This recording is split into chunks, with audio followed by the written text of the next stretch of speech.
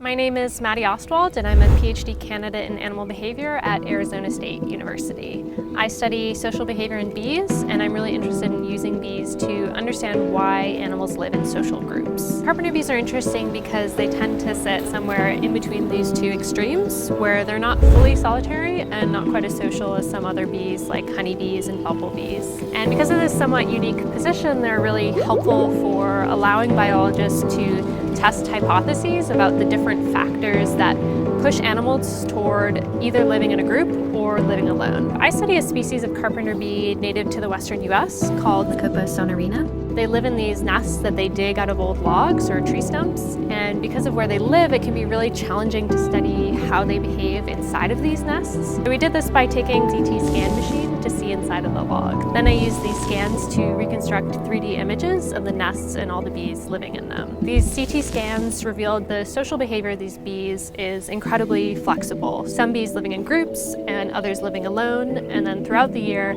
this ratio of solitary to social behavior changes. So this tells us that seasonal factors might be really important in determining the advantages and disadvantages of being in a group. And the second really important finding of the study was that these nests are inherited by generation after generation of bees and renovated and modified over time. These modifications in nest architecture in turn affect the social interactions of the bees living in them. The social organization of the species of carpenter bee is really flexible and dynamic across seasons, and also with respect to nest architectural patterns. Carpenter bees are useful to biologists in terms of understanding important questions about the evolutionary origins of group living. It's also important to learn more about the behavior and natural history of these bees because they're really valuable pollinators. Bees provide really vital services to us, and they're currently suffering from unprecedented population declines due to a lot of different stressors such as habitat fragmentation, exposure to toxic pesticides, and the effects of climate change.